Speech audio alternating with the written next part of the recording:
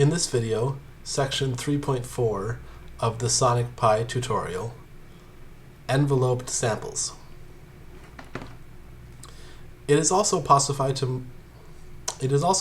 to modify the duration and amplitude of a sample using an ADSR envelope. However, this works slightly differently to the ADSR envelope available on synths. Sample envelopes only allow you to reduce the amplitude and duration of a sample and never to increase it. The sample will stop when either the sample has finished playing or the envelope has completed, whichever is first. So if you use a very long release, it won't extend the duration of the sample.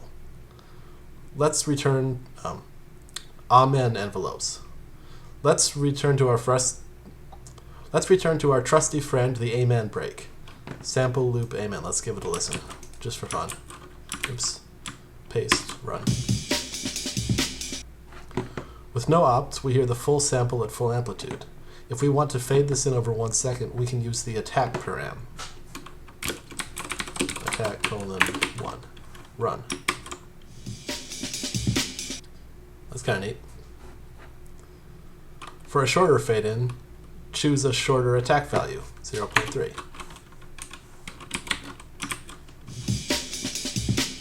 Yep, sure enough, faded in more quickly. Auto-sustain. Where the ADSR envelope's behavior differs from the standard synth envelope is in the sustain value. In the standard synth envelope, the sustain is defaulted to 0 unless you set it manually. With samples, the sustain value defaults to an auto-magical value, the time left to play the rest of the sample. This is why we hear the full sample when we pass no defaults. If the attack, decay, sustain, and release values were all 0, we'd never hear a peep. Sonic Pi therefore calculates how long the sample is, deducts any attack, decay, and release times, and uses the result as your sustain time. If the attack, decay, and release values add up to more than the duration of the sample, the sustain is simply set to 0.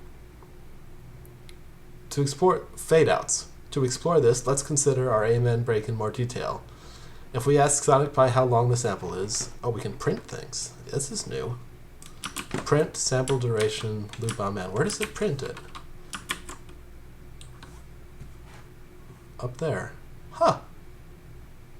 1.7533 and so on, which is the length of the sample in seconds.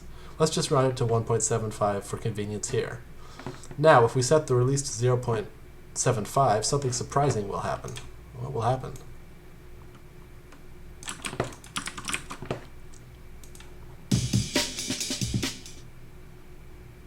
That wasn't very surprising. What happened? It will play the first second of the sample at full amplitude before then fading out over a period of 0.75 seconds. This is the auto-sustain in action. Well, that wasn't surprising because it explained it to me a little before on this page. By default, the release always works from the end of the sample. If our sample was 10.75 seconds long, it would play the first 10 seconds at full amplitude before fading out over 0.75 seconds. Remember, by default, release fades out at the end of a sample. What if I had set the release to larger than the sample itself?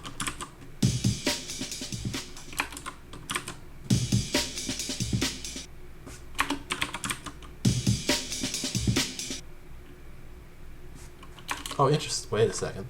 I'm having a hard time hearing what the difference between these.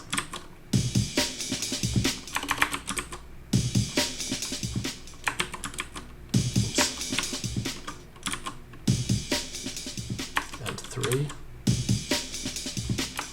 And 4. And what about 100?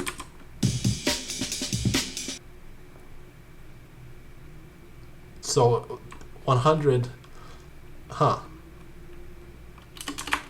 It's a little hard to wrap my brain around that. I'll just avoid making a release that's longer than the whole sample. Fade in and fade out.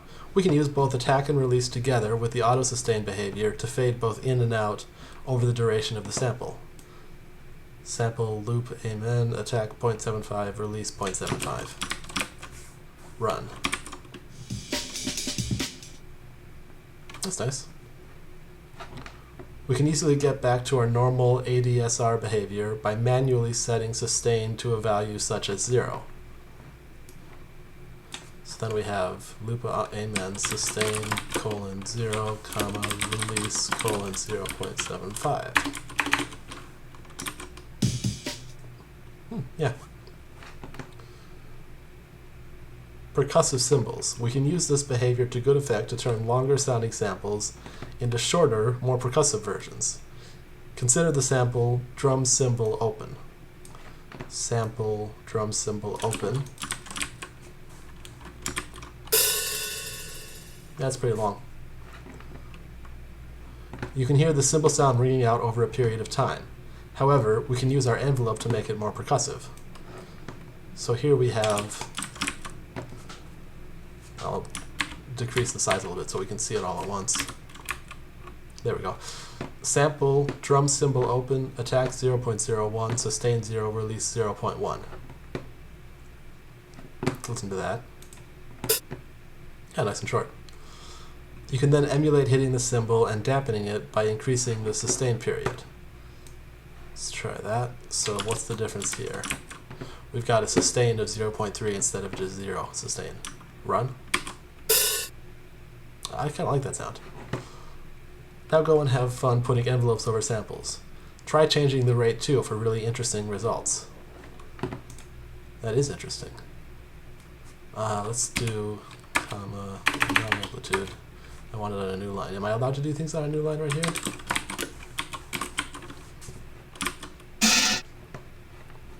Take out that sustain. Or no, set the sustain to 0, because otherwise, yeah.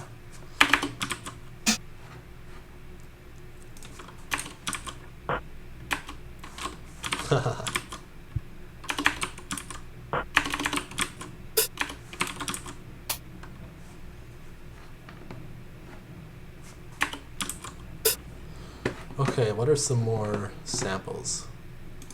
Let's go looking at samples. Glitchy sounds, that sounds fun.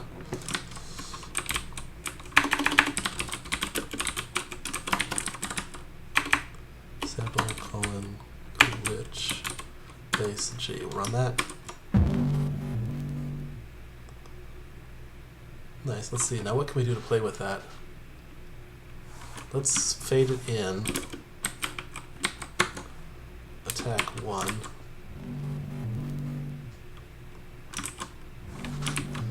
And let's make a loop out of that, maybe 4 times. But first, print sample length. How did we do that before? Tutorial, enveloped, samples. Print sample duration loop on end.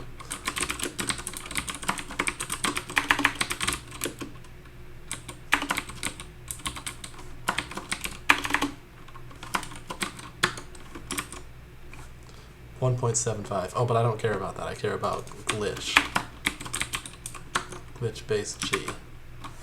1.93.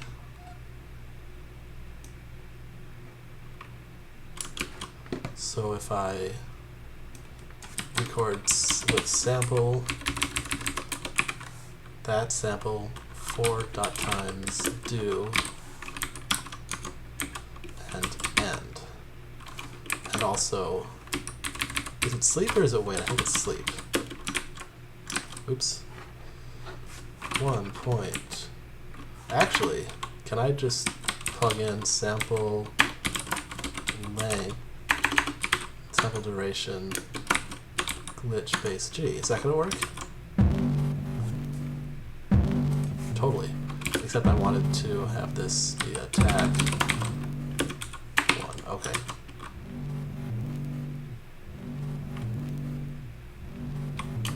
Maybe faster than that.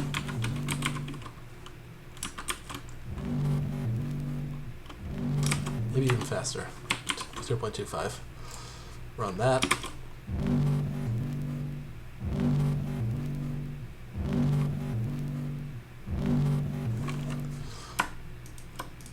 Let's drop in that that short cymbal sound. Don't know how that's going to sound, but let's see.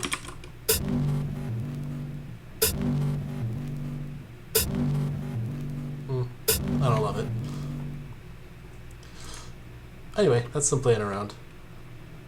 Let's stop here for now.